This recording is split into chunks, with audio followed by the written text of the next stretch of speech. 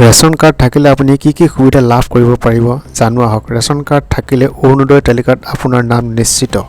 Ration card থাকিলে নালাগে গাঁওবুঢ়া মৌজাদাৰৰ কোনো ধৰণৰ প্ৰমাণ পত্ৰ। ৰেচন কাৰ্ড যদি নাই শীঘ্ৰেই ৰেচন কাৰ্ডৰ বাবে আপুনি আবেদন কৰক। ৰাজ্যৰ 18 লাখ অতিৰিক্ত লোকক ৰেচন কাৰ্ড দিয়াৰ লক্ষ্য অসম চৰকাৰৰ। সুলভ মূল্যত চৰকাৰে দাইল চেনি প্ৰদানৰ যোজা চলাইছে। মুখ্যমন্ত্ৰীয়ে কি ক'লে আমি পোনপটীয়াকৈ শুনো আহক। ৰেচন কাৰ্ডত অৰুণোদয় পালো আৰু আমি ৰেচন কাৰ্ডখন দেখুৱালেই আমি মেডিকেলত 5 লাখ টকালৈকে বিনামূলীয়া আমাৰ পৰিয়ালটোৱে বছৰি চিকিৎসা পাব পাৰিব। ইয়াৰ পিছত ৰেচন কাৰ্ডখনৰ লাভ কি? আমি সকলো কথাতে গাঁওবুঢ়াৰ চাৰ্টিফিকেট ল'ব লাগে, মৌজাদাৰৰ চাৰ্টিফিকেট ল'ব লাগে, কিন্তু ৰেচন কাৰ্ডখন হাতত থকা মানে এইটো প্ৰমাণ হয় যে মোৰ বাৰ্ষিক উপাৰ্জন 4 লাখ টকাতকৈ কম। এতিয়া বহুত মানুহে অৰুণোদয়ৰ বাবেও গাঁওবুঢ়াৰ চাৰ্টিফিকেট বিচাৰি আছে। মই আপোনালোকক এটাই কথা কৈছো যে অৰুণোদয়ৰ কাৰণে গাঁওবুঢ়া মৌজাদাৰৰ কোনো চাৰ্টিফিকেট নালাগে, মাত্ৰ ৰেচন কাৰ্ডখন দেখুৱালেই হ'ব। কোনোবা জাগাত চাৰ্টিফিকেটৰ নামত 30 টকা লয়, 50 টকা লয়, 100 টকা লয়। এইবিলাক মই ভাল নাপাওঁ আৰু সেইকাৰণে আজিৰ সভাতে মই কৈ দিছো যে ৰেচন কাৰ্ড থাকিলে কোনো গাঁওবুঢ়াৰ আমাক চাৰ্টিফিকেট নালাগে, কোনো মৌজাদাৰৰ আমাক ইনকাম চাৰ্টিফিকেট নালাগে।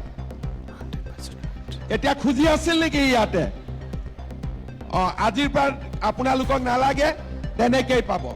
ইয়াৰ পিছত ৰেচন কাৰ্ডখন থাকিলে কি লাভ হয় আপোনালোকে জানে যে প্ৰত্যেক বছৰ আমি ল'ৰা ছোৱালীক কলেজত বিনামূলীয়া এডমিশ্যন দিওঁ। এতিয়া বিনামূলীয়া এডমিশ্যন দিয়াৰ কাৰণেও কলেজে কয় যে এখন ইনকাম চাৰ্টিফিকেট লৈ আহক। এতিয়া আমি কলেজবিলাকক কৈ দিছো যে ৰেচন কাৰ্ডে লাষ্ট চাৰ্টিফিকেট, ইয়াৰ ওপৰত আৰু একো চাৰ্টিফিকেট নালাগে। ৰেচন কাৰ্ডখন দেখুৱালে আপোনালোকে কলেজত বিনামূলীয়াকৈ এডমিশ্যন দিব।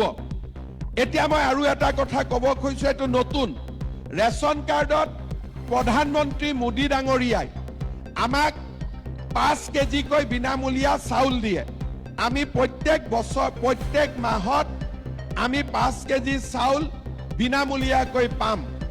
এইবাৰ আমি যদি সকলো ঠিকে থাকে মই চেষ্টা কৰিছো যে বিনামূলীয়াকৈ নহলেও, বিনামূলীয়া দিবৰ কাৰণে ইমান টকা মোৰ লগত নাই, কিন্তু বিনামূলীয়াকৈ নহলেও ৰেচন কাৰ্ডত দালি আৰু চেনি আমি সুলভ মূল্যত দিয়াৰ বাবে ব্যৱস্থা ল'ম।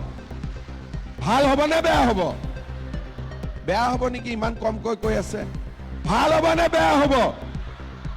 বজাৰতকৈ যদি দালি অন্ততঃ 25 টকাও কমত দিব পাৰো, চেনি যদি বজাৰতকৈ 20 টকাতকৈ হলেও দাম কমত দিব পাৰো, ভাল হ'ব নে বেয়া হ'ব? এইফালে বেয়া হ'ব নেকি কোৱা নাই? ভাল হ'ব নে বেয়া হ'ব? ঠিক আছে। এতিয়া মই চিন্তা কৰি আছো যে ৰেচন কাৰ্ডৰ লগত কিমান লাভ হ'ল এটা এটাকৈ চিন্তা কৰক। প্ৰথম ৰেচন কাৰ্ড পালো, তাৰ মানে 5 কেজি চাউল বিনামূলীয়া পালো। ৰেচন কাৰ্ড পালো, অৰুণোদয় পোৱাৰ বাবে যোগ্য হলো। তৃতীয়তে ৰেচন কাৰ্ড পালো, বেমাৰ আজাৰ হলে 5 লাখ টকালৈকে ট্ৰিটমেণ্ট হ'ল। ৰেচন কাৰ্ড পালো, কোনো কামতে আৰু গাঁওবুঢ়া মৌজাদাৰৰ ইনকাম চাৰ্টিফিকেট নালাগে। আৰু লাষ্টত চেষ্টা কৰি আছো যে ৰেচন কাৰ্ডখনৰ জৰিয়তে দালি আৰু চেনিও যাতে কম দামত আমি কিনিব পাৰো। গতিকে এখন ৰেচন কাৰ্ডৰ জৰিয়তে আমি কিমানখিনি উপকৃত হ'ব পাৰো আপোনালোকক তাৰ মই এটা উদাহৰণ দিলো।